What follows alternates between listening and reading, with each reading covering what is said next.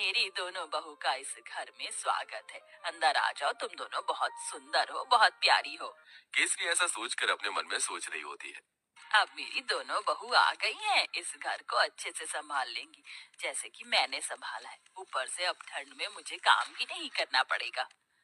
जैसा मैंने सोचा था उससे भी बहुत सुंदर है मेरा ससुराल। अपना ससुराल देखकर तो मुझे इतनी खुशी हो रही है कि बस क्या बताऊं। मेरी तो सारी ठंड भी भाग गई। यहाँ तो किसी चीज की कमी ही नहीं है। सच कहूँ तो बहुत सुंदर लग रहा है ससुराल। पहले तो मैंने बहुत गरीबी देखी है, लेकिन ससुराल में किसी चीज की कमी नहीं होगी क्योंकि सब बढ़िया है। दोनों बहू के चेहरे पर मुस्कान थी।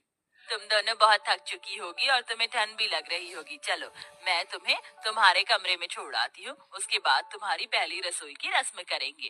केसरी ऐसा कहकर अपनी दोनों बहू को उनके कमरे में लेकर जाती है, जहाँ दोनों बहू थोड़ी देर आराम करती हैं। कुछ ही देर में केसरी उनके पास आती है और उन्हें पहली रसोई की रस्म के लिए बुलाती है। तुम दोनों ने आराम तो कर ही लिया होगा, चलो पहली रसोई की रस्म भी कर लेते हैं। केसरी ऐसा कहने के बाद दोनों बहू को ठंड में रसोई में छोड़कर बाहर चली जाती है। थोड़ी ही देर में फिर से वो दोबारा आती है। मुझे माफ कर देना, मैं तो तुम्हें सामान निकाल कर देना ही भूल गई, अभी देती हूँ। केसरी रसोई में आकर एक कटोरी लेती है और उसमें 6 चम्मच चीनी डालती है, 2 गिलास दूध निकाल कर रख देती है और साथ में 2 कटोरी चावल निकाल के डोंगे में रख देती है। ये रहा सारा सामान। अब तुम अच्छी सी स्वादिष्ट खीर बनाकर सभी के लिए मीठे में लेकर आ जाना। केसरी इतना कहकर रसोई से बाहर चली जाती है और दोनों बहू एक दूसरे की तरफ देख रही होती हैं। लगता है माँ जी हमें कुछ ज्यादा ही भली समझ रही हैं। मुझे तो लगता है कि उन्हें ये लग रहा होगा कि हमें खाना बनाना ही नहीं आता। चलो, कोई बात नहीं, हम अपने हिसाब से बना लेते हैं। ज्यादा बनाएंगे ताकि रात को खाने को मिल जाए। खाने के बाद कुछ मीठा अच्छा लगता है। इस तरह आराध्या और राधिका दूध चीनी चावल निकाल कर ज्यादा सी खीर बना लेती हैं, जिसके बाद वो खीर परोसकर घर में सभी को देती हैं। बहुत अच्छी खीर बनाई है। वैसे ठंड में खीर अच्छी लगती है, लेकिन चलो खाना तो अच्छा बनाना आता है तुम्हें। कितनी अच्छी बात है, मेरी बहू तो बिल्कुल मेरे जैसी आई है, थोड़े सामान में ही अच्छा खाना बनाना। केसरी ये सोचकर बहुत खुश हो रही होती है। वो कुछ देर बाद अपने कमरे में आराम करने चली जाती है। अब दोपहर का खाना बनाने की बारी आती है, तो दोनों बहू ठंड में रसोई में आती है। कुछ ही देर में केसरी भी रसोई में आती है। अरे, इस वक्त तुम रसोई में क्या कर रही हो? माँ जी, हमने सोचा कि समय पर ही दोपहर का खाना बना देते हैं। अरे, दोपहर के खाने की क्या जरूरत है, सीधा शाम को खाना बनाना चाहिए ना। वैसे भी ठंड में इतनी भूख कहाँ लगती है। और इस पतीले में क्या रखा है? केसरी तब पतीले को देखती है तो उसके अंदर खीर होती है। हे भगवान, इतनी सारी खीर!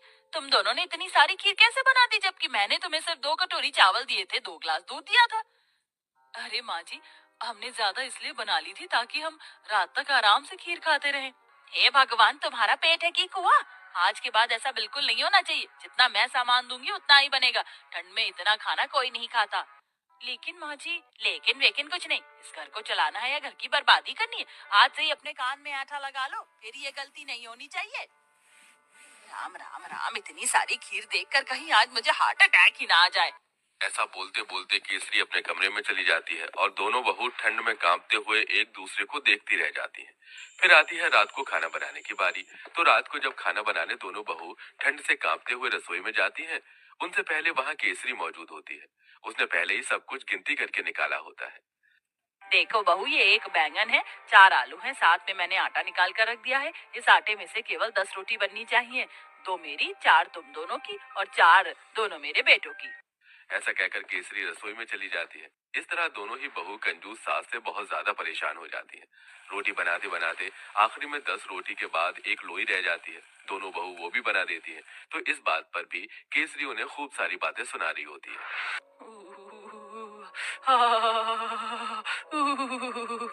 बहुत ठंड लग रही है। एक तो घर के सारे काम करो, ऊपर से खाना भी बनाओ तो गिनती का। मेरा तो पेट भी नहीं भरता। पता नहीं कंजूस सास हमें कुछ खाने क्यों नहीं देती। सही बोल रही हो। ऊपर से रसोई में काम करते हुए ठंड लगती है। हमारी सास हमें एक हीटर भी नहीं ला कर दे सकती। वैसे मुझे बहुत जोरों से भूख लगी है। 2 रोटी में मेरा क्या होगा? एक आखिरी में 10 रोटी के बाद एक लोई रह जाती है। दोनों बहू वो भी बना देती हैं। तो इस बात पर भी केसरी उन्हें खूब सारी बातें सुना रही होती है।